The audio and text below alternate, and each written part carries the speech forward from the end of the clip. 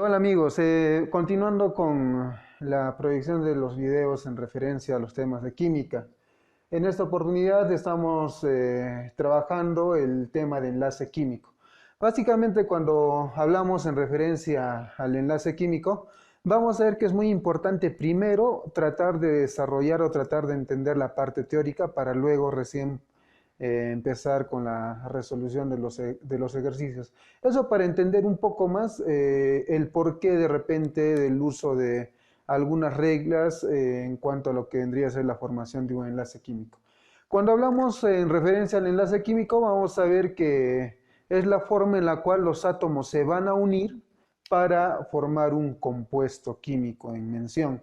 Pero vamos a ver que el enlace químico más claramente es una fuerza que puede ser de naturaleza eléctrica y magnética, es decir, de naturaleza electromagnética, que va a mantener unidos a átomos.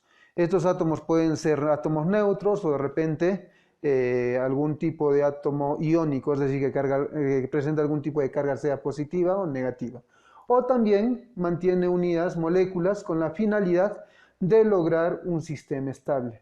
En el gráfico que tenemos en la pizarra vamos a tratar de explicar esta parte sobre el concepto de enlace químico.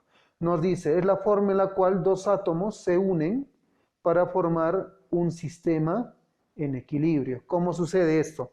Vamos a ver que los átomos, cuando estos están libres, presentan una energía alta. ¿Ya? Entonces, la característica de los átomos libres, ¿ya?, es la siguiente. Primero, que presentan una mayor energía. ¿Ya? Una mayor energía. Pero como presentan mayor energía, estos también tienden a presentar una menor estabilidad. Menor estabilidad. ¿Ya? ¿Qué quiere decir? Un átomo libre, ¿ya?, de por sí tiene la característica de presentar una mayor energía, pero una menor estabilidad. Entonces, la materia por naturaleza tiende a buscar a tener o contener una menor energía, es decir, tiene que reducir la energía que tiene. ¿Para qué? Para tener una mayor estabilidad. De esta forma se da el enlace químico. Por ejemplo, en este caso, yo quiero enlazar el hidrógeno con el bromo. Entonces, mediante el proceso, mediante el avance de la reacción, vamos a ver que en un momento determinado se produce la liberación o pérdida de energía. ¿Ya? Se produce la liberación de energía. La liberación de energía. Liberación o pérdida de energía. ¿Para qué? Para que una vez enlazados estos átomos me formen un sistema estable. ¿Qué quiere decir? Que cuando estos se van a enlazar, ¿ya? Cuando estos se van a enlazar, van a presentar o van a tener la siguiente característica. Su energía ha disminuido, han perdido energía, entonces tienen una menor energía. ¿Ya? Menor energía, pero tienen mayor estabilidad. Son más estables. Mayor estabilidad. Muy bien. Entonces vemos, en este caso, que una vez formada el compuesto, la molécula, la energía baja. ¿Sí? Su energía baja. Debido a que en el proceso se ha producido la liberación de energía o pérdida de energía. Cabe recalcar que para que se produzca un enlace químico, por lo menos, se debe de perder o se debe de liberar una energía superior a 10 kilocalorías por mol. Entonces, vamos a aclarar que la misma energía que se pierde, ¿ya?, en la formación de un enlace químico, es equivalente a la energía que yo necesito para romper nuevamente este enlace químico y llegar nuevamente a obtener átomos libres. ¿Ya? A esa energía que se libera o se transfiere en la formación de la ruptura o la formación del enlace se le denomina como energía de enlace. Eso lo vamos a ver en las propiedades y factores que se necesitan para la formación de un enlace químico. Hablamos ahora en referencia a las propiedades y factores que influyen en la formación de un enlace. lo que estábamos viendo en el gráfico en referencia a la energía de enlace. Nos dice, es la energía que se transfiere en la formación o ruptura del enlace, generalmente en el caso del enlace covalente. Nuevamente, con el mismo ejercicio o con el mismo ejemplo en relación a la formación del ácido bromídrico. Vamos a ver que en la formación de un enlace siempre se libera energía. Cuando vamos a querer formar un enlace químico, la característica es que este libera energía o pierde energía. Por ejemplo, tenemos aquí hidrógeno y bromo, ambos en estado gaseoso y en su forma molecular. Y quiero obtener el ácido bromídrico, ¿ya? Entonces, para la formación, sabemos que en un inicio estos átomos son inestables debido a la alta energía que presenta, ¿ya? Durante el proceso, para que se forme el enlace químico, se tiene que perder energía, se tiene que liberar energía. Entonces, para poder tener el compuesto en mención, que es el ácido bromídrico, también en estado gaseoso. Entonces, como se pierde la energía que se obtiene en ese momento se pone en el lado de los productos. ¿Qué quiere decir? Que aquí, si yo veo que la energía se está adicionando al lado de los productos, quiere decir que estamos perdiendo, liberando energía. ¿Y cuál es la energía que se libera al formar el ácido bromídrico? Es de 365,3 kilojoules por mol, ¿ya? Lo contrario a la formación del enlace vendría a ser la ruptura del enlace. Y vamos a notar que la energía que se necesita para romper, ya sea para romper, ¿ya? O para formar un enlace, tiene que ser la misma, tiene que ser equivalente. Entonces vemos, aquí tenemos el compuesto ya formado, el ácido bromídrico. Y quiero separarlos en sus componentes iniciales u originales, que era hidrógeno y bromo. Entonces tengo que adicionarle a este energía para que se vuelva a romper ese enlace químico, ¿ya? Y puedo obtener el hidrógeno y el bromo en estado libre, ¿sí? Entonces, esa energía que se necesita tanto, o mejor dicho, esa energía que se transfiere en la formación o en la ruptura de un enlace químico se denomina como energía de enlace. Muy bien, ese es uno de los factores, ese es el primer factor que influye en la formación del enlace químico. El segundo factor vendría a ser relacionado en cuanto a los electrones de valencia. ¿Qué son los electrones de valencia? Los electrones de valencia son los electrones que un átomo presenta en su último nivel de energía. ¿Qué quiere decir? A ese último nivel de energía lo llamamos como capa de valencia. Estos electrones son los que van a determinar la forma del enlace químico que se va a dar en ese momento, e inclusive son los que van a determinar la cantidad de electrones que se van a compartir o se van a transferir, dependiendo del tipo de enlace que se va a dar. Por ejemplo, en este caso, tenemos el caso del potasio. Sabemos que el número atómico del potasio es 19, ¿sí? En un estado neutro, en una forma neutra, el potasio tiene un número atómico de 19, ¿ya? Como es neutro, el número atómico es igual al número de electrones. ¿Qué quiere decir? Que si su número atómico es 19, entonces tiene también 19 electrones. Y hacemos su configuración. Para esto tenemos que hacer la configuración electrónica respetando los principios de configuración electrónica en referencia a la regla de Sarrus, al principio de máxima multiplicidad de Hunt y al el principio de constitución de Aufbau. Entonces empezamos realizando la configuración electrónica. 1s2, 2s2, 2p6, 3s2, 3p6, 4s2. ¿Ya hasta ahí cuántos tenemos? Tenemos 10, 20. Pero debemos tener 19 electrones nada más. Entonces le quitamos 1 aquí. 4s1. ¿Ya? Entonces me dice, los electrones de valencia son los electrones que presenta el átomo en su último nivel de energía. Buscamos el último nivel de energía o el mayor nivel de energía, de tal forma que tenemos el cuarto nivel, ¿sí? Entonces observamos, ¿cuántos electrones tenemos en el cuarto nivel? Solo tenemos un electrón, ¿sí? Un electrón. Entonces solamente tenemos un electrón en la última capa. Ese electrón lo llamamos como electrón de valencia, ¿sí? ¿Sí? Un electrón de valencia. Entonces tiene un electrón en su última capa o en su capa de valencia.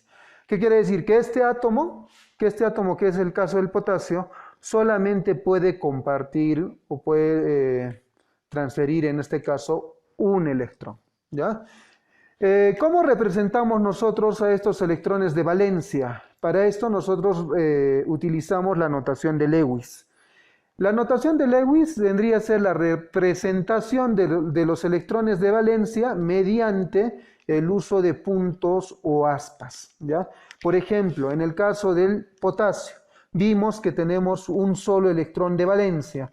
Entonces, a ese electrón de valencia lo podemos representar de esta forma, ¿sí?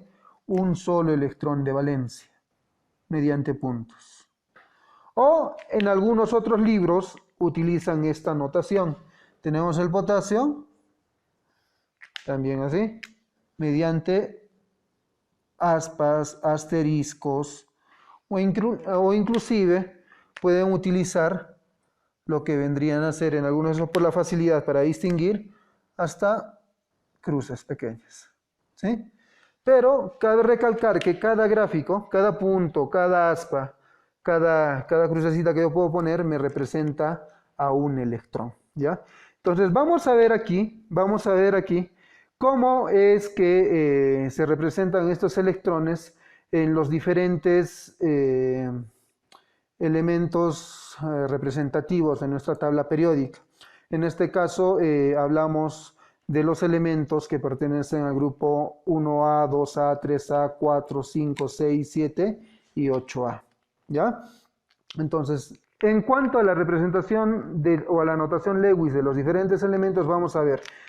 Cabe recalcar, acá hay un detalle, ¿ya? Para que uno no esté haciendo de repente en la resolución de los ejercicios por el tema de tiempo, la configuración electrónica de cada uno de los átomos en mención, y es más, reconociendo el número de electrones en el último nivel o la última capa que presenta, es más práctico y es más factible organizar a nuestros elementos por los grupos en los cuales pertenecen. Porque prácticamente el número de electrones que un átomo presenta en su capa de valencia me indica también a qué grupo pertenece. ¿Qué quiere decir? Todos los elementos del grupo 1A, por ejemplo, vamos a ver que todos ellos tienen en su capa de valencia un solo electrón. Todos, sin excepción. ¿Sí? Hidrógeno, sodio, potasio, rubidio, cesio, francio, litio, todos ellos pertenecen al grupo 1A. Entonces tienen un electrón en su capa de valencia, ¿ya? En el caso del grupo 2A, todos los elementos del grupo 2A presentan también, en este caso vamos a ver, 2 electrones en su capa de valencia, ¿sí? Lo mismo con los elementos del grupo 3A. Muy bien. Todos los elementos del grupo 3A presentan 3 electrones en su capa de valencia. Si nuestro elemento que nos menciona en un ejercicio pertenece al grupo 4A, por ejemplo, el caso del carbono, vamos a ver que presenta 4 electrones de valencia. Entonces dibujamos sus 4 electrones distribuidos alrededor del símbolo del elemento. Muy bien. En el caso del grupo 5A, por ejemplo, el caso del nitrógeno, entonces también pertenece al grupo 5A, tiene 5 electrones de valencia, ¿ya? 1, 2, 3, 4 y empiezan a formar pares, 5 electrones de valencia. Lo mismo con los casos de los elementos del grupo 6A. Tenemos 1, 2, 3, 4, 5 y 6. ¿Ya? Igualito en el caso del 7A. Lo mismo. 1, 2, 3, 4, 5, 6 y 7. Muy bien. Y los elementos del grupo 8A, todo lo que corresponde a los gases nobles, ellos tienen ya sus 8 electrones en su capa de valencia. Lo que tenemos que buscar cuando realizamos el enlace químico es que nuestra capa de valencia de los átomos que forman parte del enlace cumplan siempre la regla del octeto. ¿Y cómo van a cumplir eso? Ya vamos a ver que según el tipo de enlace que se forma, algunos se encargan de transferir electrones y otros comparten, ¿ya? Comparten electrones. Por ejemplo, en el caso del grupo 1A y 2A, todos los elementos del grupo 1A y 2A, todos los de acá, solamente se encargan de transferir electrones. Transfieren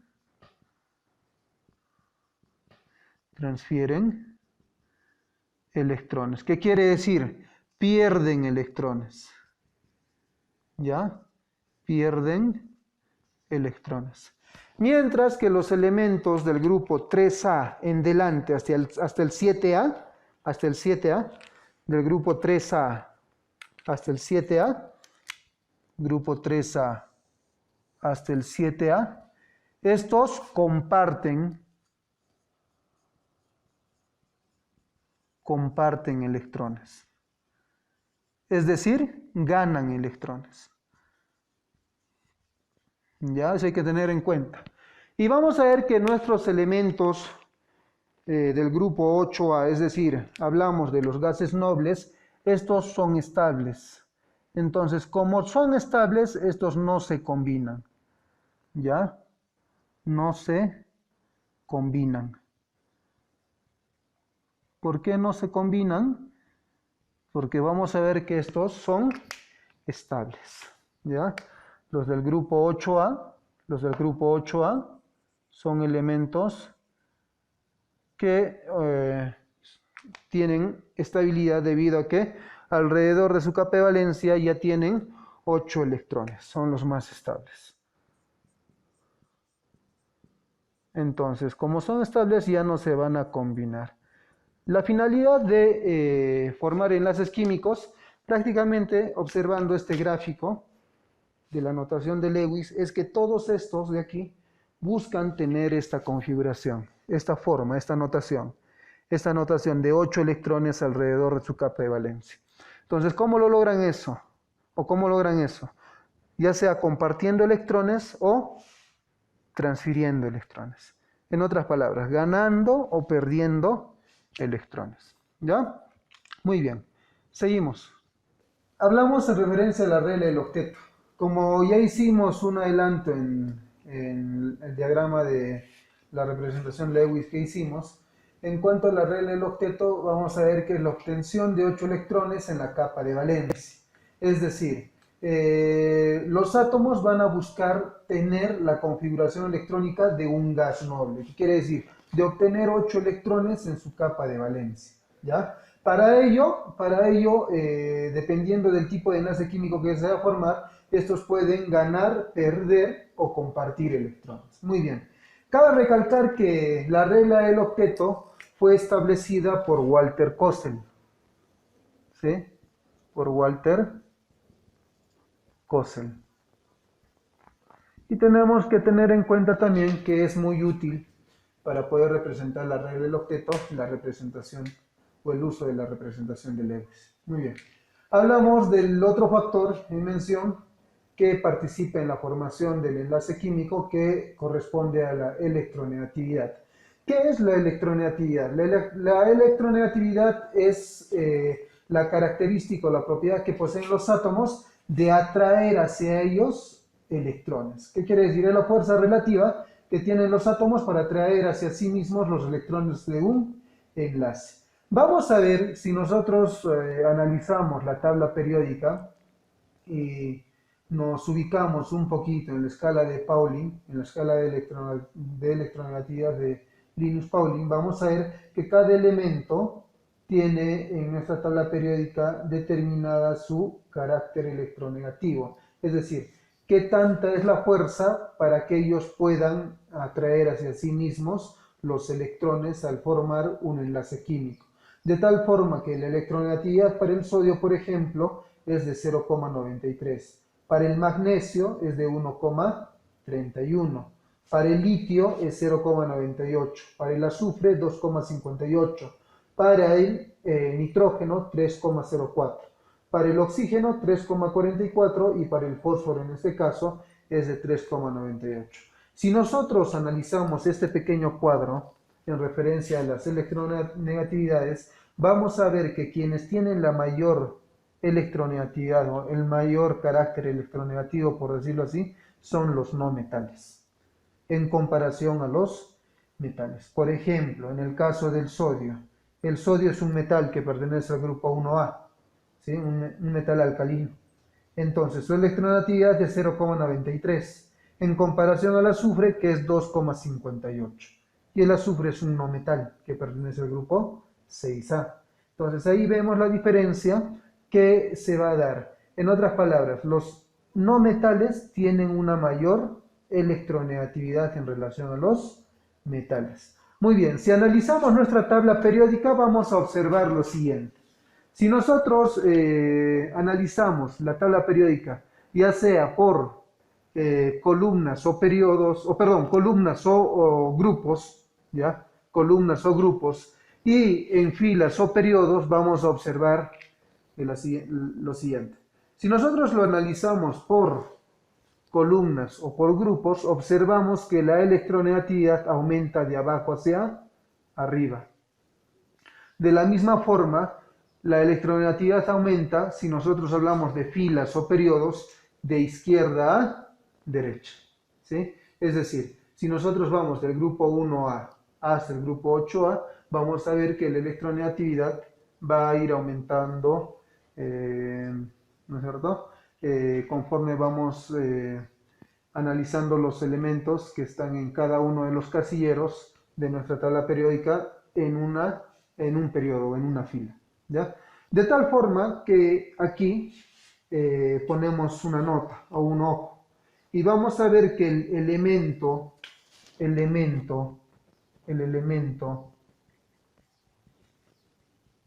más electronegativo vendría a ser el flúor, ¿ya? Vendría a ser el flúor, que su electronegatividad es de 4, ¿sí? Su electronegatividad es de 4.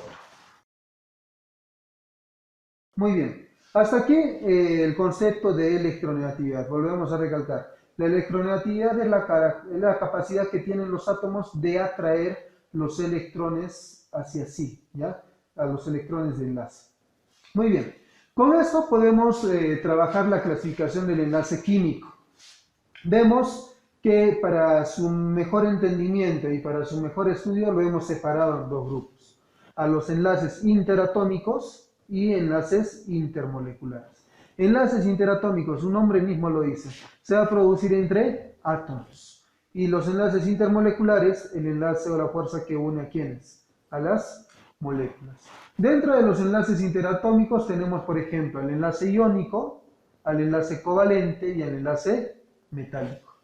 Mientras que dentro de los enlaces intermoleculares tenemos a las fuerzas dipolo-dipolo, tenemos a las fuerzas puente de hidrógeno y a las fuerzas del HOND. Muy bien, para su mayor estudio y comprensión vamos a trabajar de forma detallada cada uno de estos enlaces o tipos de enlaces en los próximos videos que vamos a estar produciendo. Entonces, esperando que esto haya sido de su agrado y compartan con sus amigos. Muchas gracias.